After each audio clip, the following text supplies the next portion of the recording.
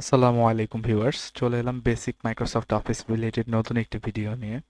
গত পর্বগুলোতে আমি basic Microsoft ward related যে যাবতীয় জিনিসপত্র রয়েছে বা বেসিক যে টপিকগুলো রয়েছে এগুলো নিয়ে আলোচনা করেছি। তো যদি ভিডিওগুলো মিস করে থাকেন তাহলে উপরে আই বাটনটি থেকে দেখে আসতে পারেন। আশা করি বেসিক মাইক্রোসফট ওয়ার্ড রিলেটেড যে প্রবলেমগুলো রয়েছে বা যে কনসেপ্ট রয়েছে এগুলো ক্লিয়ার হবে ইনশাআল্লাহ।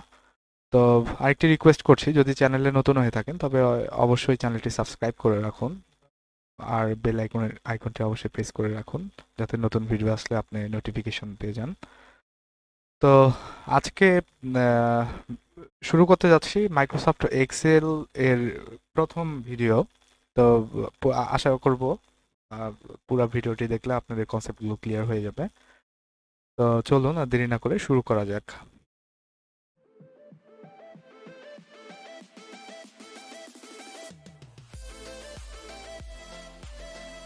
তো আজকের পর্বে আমরা নর্মালি আলোচনা করব মাইক্রোসফট এক্সেল রিলেটেড বেসিক জিনিসপত্রগুলো বা এক্সেল কি, এক্সেল কেন ব্যবহার করব। নর্মালি এক্সেলের সাথে মাইক্রোসফট ওয়ার্ডের যে ডিফারেন্স সেটা হলো ওই এক্সেলের সেলগুলোর জন্য। মাইক্রোসফট এক্সেলের এই সেলগুলো মাইক্রোসফট ওয়ার্ডের মধ্যে নেই। যে এটাই মেইনলি মানে খুব ইন্টারফেসটা এই জায়গায় দুইটা ভিন্ন। কিন্তু এক্সেলে অনেক অ্যাডভান্স লেভেলের কাজ করা যায় যেগুলো হয়তো হাতে করলে বা ম্যানুয়ালি করতে গেলে অনেক সময় সাপেক্ষ ব্যাপার হয়ে যাবে, যেটা এক্সেলে আপনি ইকুয়েশনের মাধ্যমে অনেক ইজিলি করতে পারবেন। আম, তো এক্সেলের সাথে মাইক্রোসফট ওয়ার্ডের ডিফারেন্স যেটা সেটা, মাইক্রোসফট ওয়ার্ড হলো খুব নিট অ্যান্ড ক্লিন, এরকম সেলের কোনো ঝামেলা নেই বা সেল নেই। আর এক্সেলে এই সেলগুলো অনেকে আমরা শুরুতেই ভ্যাবাচ্যাকা খেয়ে যে এই সেলগুলো কি, সেলগুলো কেন ব্যবহার করব, সেলগুলোর কাজ কি, এই সেলগুলোর জন্য হয়তো আমরা অনেকে বিরক্ত হই। এই কারণে হয়তো অনেকে এক্সেলের আশেপাশে আসি না। তবে এক্সেল খুব অ্যাডভান্স লেভেলের একটি অ্যাপ্লিকেশন, মাইক্রোসফট অফিসের একটি অ্যাডভান্স লেভেলের অ্যাপ্লিকেশন মাইক্রোসফট এক্সেল। তো এটাতে অনেক কিছু রয়েছে। এক্সেল আসলে হিউজ, এটা 100% মানে কাভার করা আসলে সম্ভব না। আমরা চেষ্টা করব বেসিক জিনিসগুলো আজকের ভিডিওতে তুলে ধরার জন্য। আস্তে আস্তে আপনাদের রেসপন্স পাইলে ইনশাল্লাহ আমি অ্যাডভান্স লেভেলের কিছু কাজকর্ম বা অ্যাপ্লিকেশন কিভাবে আহ, একটি সহজ মানে ছোটখাটো অ্যাপ্লিকেশন কিভাবে ইয়া করা যায়, তো এগুলো এক্সেলে আমরা ইনশাল্লাহ দেখব। তো ভিডিওটি শুরু থেকে শেষ পর্যন্ত দেখতে থাকুন, ইনশাল্লাহ উপকৃত হবেন। আর এই এক্সেলের প্রত্যেকটি এগুলো একটা করে সেল আমরা উপরে দেখতে পাচ্ছি। উপরে ABCDEFGH এগুলো একটা সেল, এই 1 2 3 4, হ্যাঁ, এগুলো নর্মালি একটি করে, প্রত্যেকটি একটি করে সেল। যেমন এটা হলো A1 এর একটি সেল, হ্যাঁ। আবার যদি চিন্তা করি তাহলে এটা হচ্ছে সি C5 এর একটি সেল। তো এইভাবে ক্যালকুলেশন করলে ইজি হয় আমাদের জন্য, বা আমরা শুরুতেই যারা শিখতে চাচ্ছি এক্সেলটি, তো অনেক কাজ ইজিলি হয়।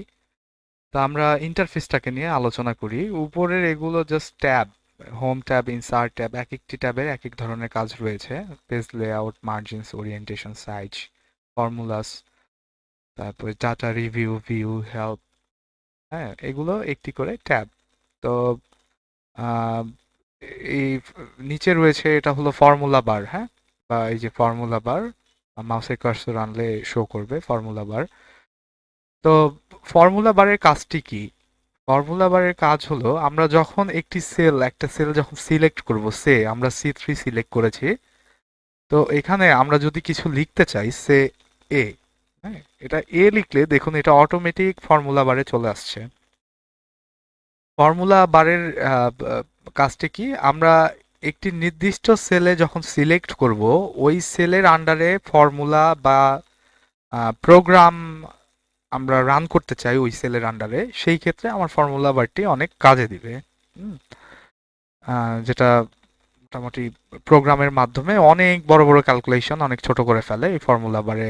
আমরা ইকুয়েশন গুলো বা ফর্মুলা গুলো লেখার জন্য এই ফর্মুলা বারটি, এখানে এই ফর্মুলা বারে আমি এই যে C3 তে ক্লিক করে এখানে যদি আমি ফর্মুলা বারে কিছু লিখি তাহলে এটা আলটিমেটলি C3-তেই লিখা হবে।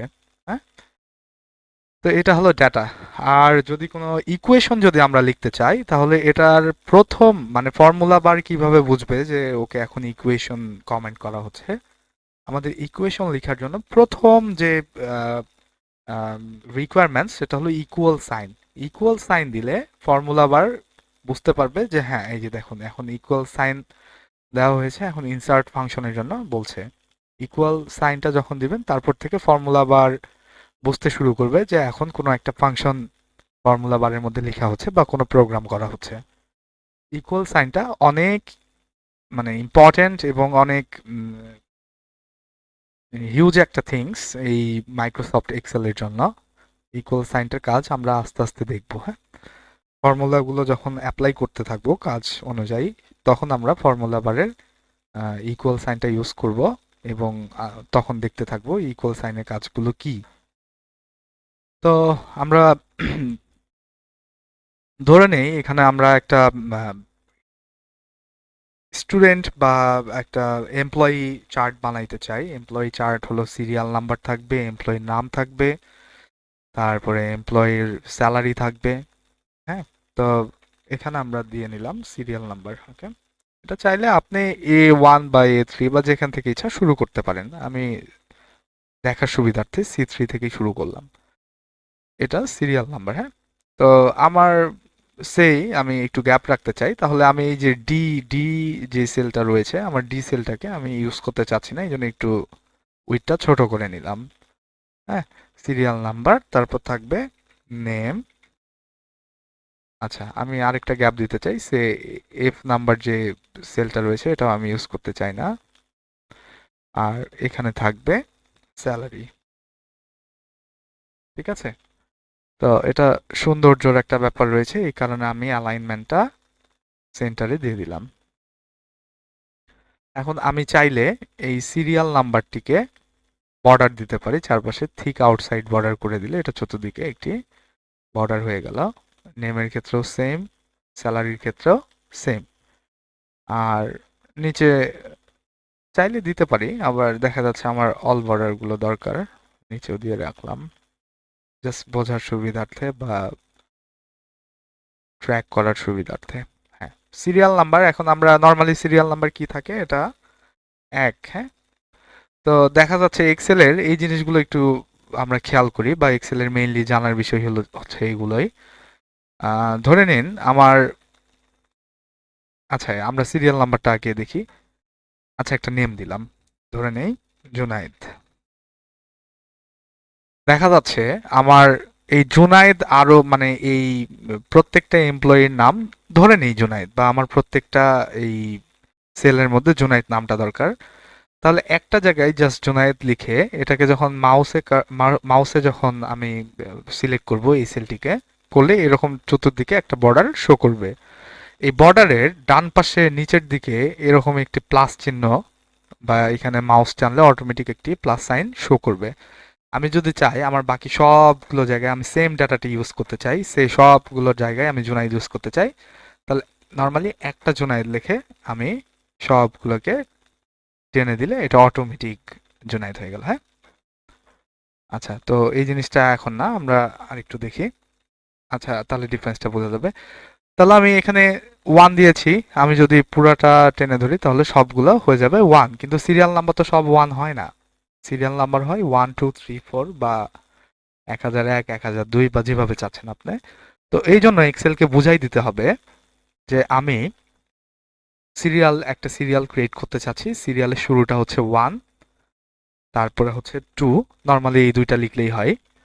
তো 1 2, তাহলে এটা অটোমেটিক্যালি 3 4 5 এইভাবে আসার কথা। তাহলে আমরা তখন সিলেক্ট করেছি একটি সেল, এখন সিলেক্ট করব আমরা দুইটি সেল। কিভাবে? মাউসে হোল্ড করে 1 2 একসাথে ক্লিক করলাম, ক্লিক করলেই যে দুইটি সেল সিলেক্ট হয়ে গেল এবং নিচে এই প্লাস সাইনটিকে আমি অটোমেটিক টেনে এই পর্যন্ত আনলে দেখুন এটা অটোমেটিক 1 2 3 4 5 6 7 8 এইভাবে হয়ে গেল। তো এই ফিচারগুলো আমি নর্মালি ওয়ার্ডে ইউজ করি না, বা ওয়ার্ডে আমরা ওইভাবে ইউজ টু না এই ফিচারগুলোর সাথে, যেটা এক্সেলে অনেক মানে মজাদায়ক একটা জিনিস। হ্যাঁ, তো দেখা যাচ্ছে আমি জুনায়েদ, পরে একটি দিলাম সাফাত, দেখা যাচ্ছে এই সেম জিনিসটা আমি রিপিট চাচ্ছি, জুনাইদ সাফাত জুনাইদ সাফাত, হ্যাঁ। তো এইভাবে দিলে এটা অটোমেটিক দেখেন, একবার জুনাইদ একবার সাফাত, একবার জুনাইদ একবার সাফাত, একবার জুনাইদ একবার সাফাত, এইভাবে শেষ পর্যন্ত যেটা ছিল এটাকে যদি আরেক ঘর আমি বাড়াই দিই তাহলে, সরি জুনাইদ না, সাফাত আসার কথা। তো এইভাবে আমাদের প্রয়োজন অনুযায়ী আমরা জিনিসগুলো নিতে পারি। হুম? তো এখানে আমি এমপ্লয়ি নেম তো আর সব সেম হয় না, জুনাইদ, জন, ইব্রাহিম, এইভাবে আমি করিম বা এরকম আমি অনেক নাম দিতে পারি। তো সব দেওয়া সময় সাপেক্ষ ব্যাপার, এই জন্য আমি আপাতত এগুলোই দিয়ে রাখলাম। স্যালারিসে জুনাইদের হলো 5,000, জনের হচ্ছে 2,000, হ্যাঁ, রহিমের হচ্ছে 1,000, করিমের হচ্ছে 7,000, তারপরে এটার হচ্ছে 9,000, তারপরে এটা ধরলাম আমরা 2,000। হ্যাঁ, তো আমরা আপাতত এই 6টা ডাটা নিয়ে কাজ করব। এতগুলো ডাটা হ্যান্ডেল করতে গেলে অনেক, মানে ভিডিওটি অনেক লং হয়ে যাবে, যেটা আমি চাচ্ছি না। বাকিটি আমি ডিলিট করে দিলাম।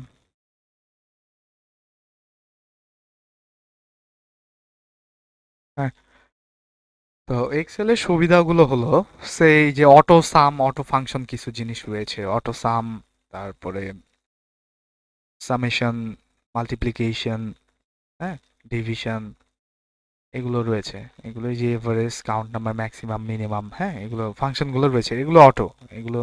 আর আপনি যদি নর্মালি অন্য কোনো ফাংশন ইউজ করতে চান সেক্ষেত্রে এখানে ইকুয়েশন দিয়ে বুঝাইতে হবে। তো আমি চাচ্ছি এখানে আমার এই 6 জন যে এমপ্লয়ি রয়েছে, আমার কাছে কোনো ক্যালকুলেটর নেই বা কম্পিউটারে আমি ক্যালকুলেটর ইউজ করতে গেলে এটা ভুলও হইতে পারে।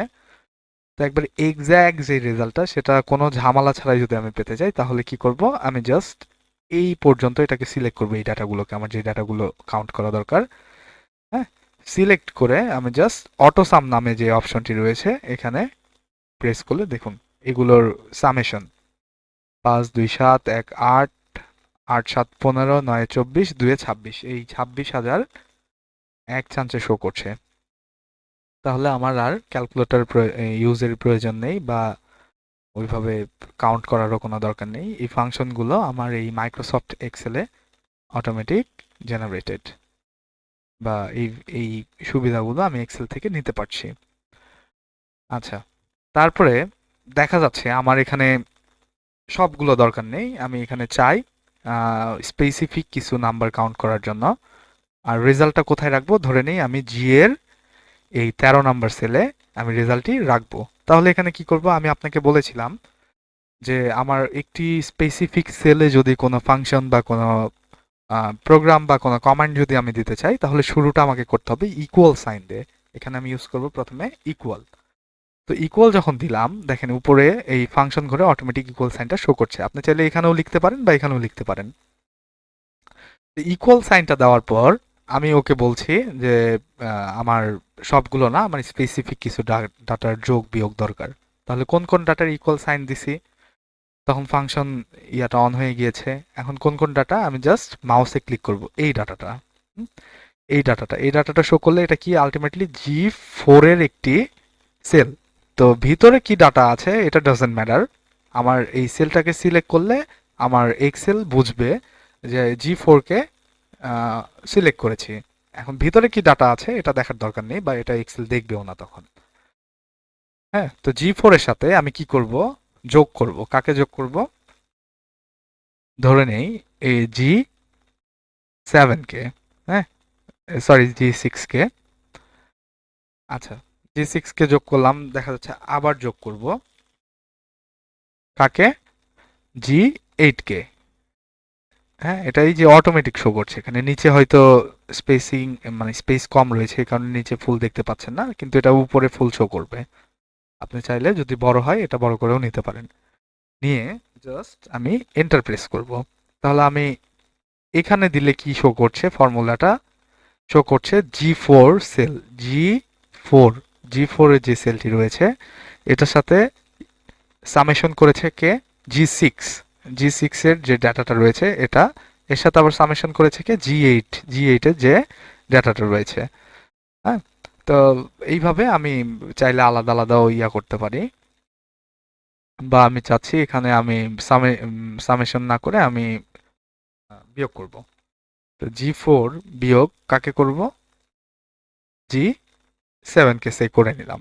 তাহলে এন্টার দিলে দেখুন এটা একটি মাইনাস ভ্যালু আসছে, কজ জি 4 এ ছিল 5000 আর জি 7 এ ছিল 7000।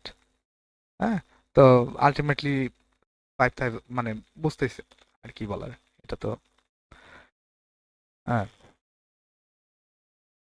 আমি চাইলে এখানে মাল্টিপ্লিকেশনও করতে পারি জি 4 এর সাথে। হ্যাঁ, এই সাইনটা দিলে মাল্টিপ্লিকেশন শো করছে। আবার চাইলে ডিভিশনও করতে পারি।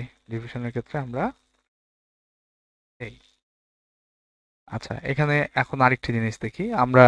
উম, এই যে ডিভাইড করার জন্য যে ভ্যালুটা এসেছে, এই ভ্যালুটা একটা ফ্লোটিং ভ্যালু আসছে।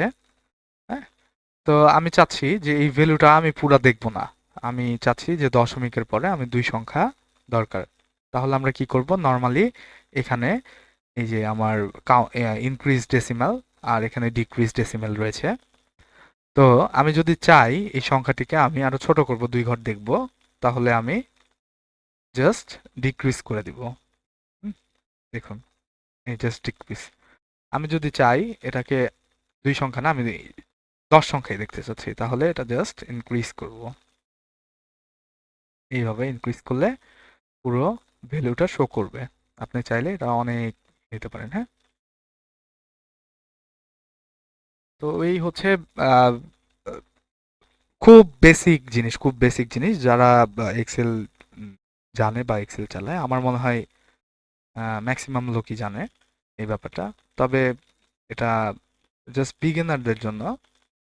আহ, তো ভিডিওগুলো দেখতে থাকুন, আশা করি আরো আস্তে আস্তে আমি কন্ডিশনাল ফরম্যাটিং এগুলো বা বিভিন্ন ধরনের মানে পুরো ভিডিওটা যদি পুরো ভিডিওগুলো যদি দেখতে থাকেন, তো আশা করব একটি ছোটখাটো অ্যাপ। তো এই ছিল আজকে বেসিক মাইক্রোসফট এক্সেল রিলেটেড একবারে বেসিক যে জিনিসপত্রগুলো, আহ, তো এগুলো দেখালাম। তো আপনারা চাইলে আমি আরো ডিমান্ড অনুযায়ী বা রিকোয়ারমেন্টস গুলো ফুলফিল করার চেষ্টা করব। তো ইনশাল্লাহ দেখা হবে পরবর্তী কোনো ভিডিওতে। তো চ্যানেলটি অবশ্যই সাবস্ক্রাইব করে রাখুন ভিডিওগুলো দেখার জন্য। আশা করি উপকৃত হবেন। তো আজকে আর না, এই পর্যন্তই রাখছি। ঠিক আছে, আসসালামু আলাইকুম।